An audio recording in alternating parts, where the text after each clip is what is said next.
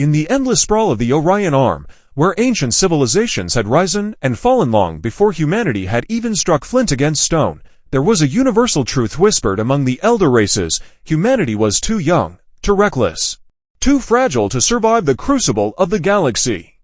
They had seen it all before: sapling species burning themselves out, collapsing under the weight of technology they weren't ready for, or being quietly assimilated into the grand empires of those who had mastered the stars long before them.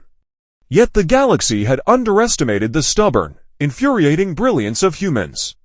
They were a paradox, physically unimpressive compared to the towering Cathari, laughably short-lived when measured against the millennia-long lifespans of the Shalvori, and strategically naive in the eyes of the coldly calculating Veyrac Syndicates. But what no one expected, what no one could have accounted for, was that humanity excelled precisely because they were all of those things at once. Fragile bodies made them ingenious survivors, adapting to extremes that other species found uninhabitable.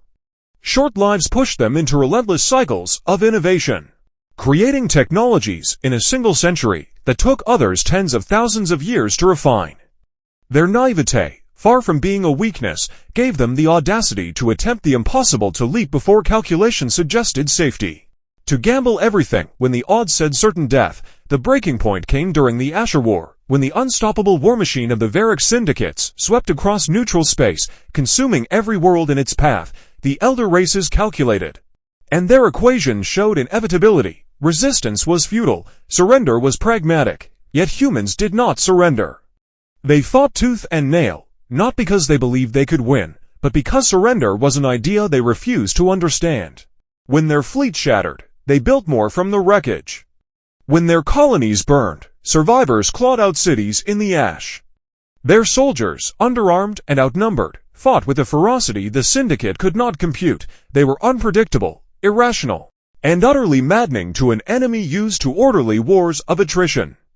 And then came the moment that turned whispers into legend: the defense of Rygel's Gap. A single human carrier, crippled and broken, held the line against an entire Syndicate armada long enough for refugee convoys to escape.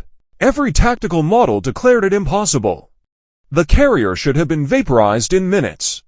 Yet it fought for 6 hours, hurling jury-rigged railguns, improvised missile salvos, even venting atmosphere as a weapon. When the ship finally fell silent, its wreckage drifting in a sea of fire, the Syndicate discovered its last act had been to transmit its targeting data to every allied fleet within range.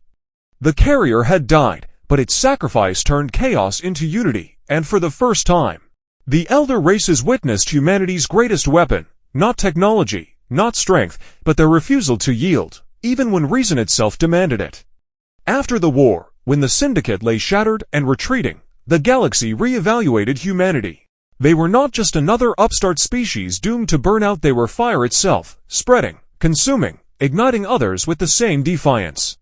The Cathari scholars, once dismissive, began to speak of humans with reverence, calling them the children of desperation. The Shalvori poets, eternal in their languid musings, wrote of humanity as the fleeting spark that teaches the stars to burn. And among the veterans of the war, across dozens of worlds, there was a phrase whispered with awe whenever humans passed: the impossible doesn't know it's impossible because the humans haven't told it yet. In time, humanity would carve its place not through conquest, but through the sheer gravitational pull of its will, reshaping the galactic order by refusing to believe in inevitability. They were dreamers, builders, and fighters all at once. And though the galaxy was ancient, though it had seen countless species rise and fall, it had never encountered anything quite like this stubborn, reckless, glorious species called humanity. For in the cold, endless void, where civilizations counted their survival in eons, the humans had proven a simple, terrifying truth: sometimes the shortest-lived flame burns the brightest, and it is that flame which lights the path for all who follow.